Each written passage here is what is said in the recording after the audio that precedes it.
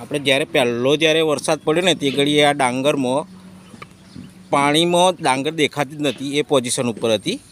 અને આપણે આ ખેડૂતે આપણું ખાતર જે મીનફટનું નિપ્પો ખાતર નાખેલું છે, આપણે ખેડૂત જોડે વાત કરીએ. તમારું નામ બોલજો ને. રમણભાઈ શનાભાઈ ચૌહાણ. ગામનું નામ? ગામ ખરોડી, તાલુકો ખંભાત, જિલ્લો આણંદ. બરાબર. હવે જ્યારે તમે રોપણી વખતે કયું ખાતર પહેલું નાખેલું? આ નિપો આવે છે ને હમણાં જે ઓર્ગેનિક નિપ્પો નાખ્યું. નિપો. બરાબર. ત્યાર પછી કોઈ પણ એક ખાતર નાખેલું નથી? ના. બરાબર. હવે ડાંગરને કેટલા દિવસ થયા? ડાંગરને 1 મહિનો 5 દાડા જેવું છે. 1 મહિનો 5 દિવસ. હવે તમને પહેલાં જ્યારે ડીએપી પહેલાં રાઉન્ડ પેલું ગઈ સિઝનમાં તમે નાખેલું તે ડાંગરમાં શું આ રીતના પોઝિશન હતી?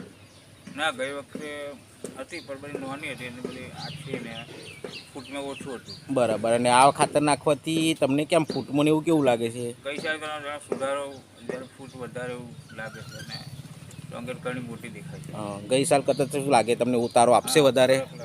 લગભગ થોડો વધારે ઉતારો થશે એવું લાગે છે. બરાબર. અને તમને કેવું લાગે આવતી સિઝનમાં વાપરવા જેવું છે ખાતર?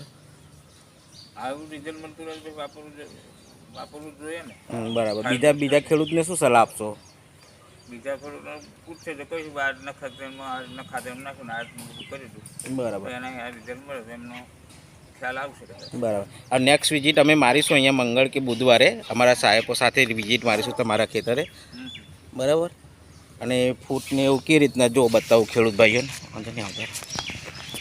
જો ડાંગરની ફૂટ તમે જુઓ. હું તમને આગળનો એક વિડીયો બી નાખીશ જે બિલકુલ દેખાતું જ નહોતું અંદર, છતાં પણ આવી રીતના છે. બીજા રાઉન્ડમાં કોઈ બી ખાતર હજુ નાખેલું નથી અમને. Okay, thank you.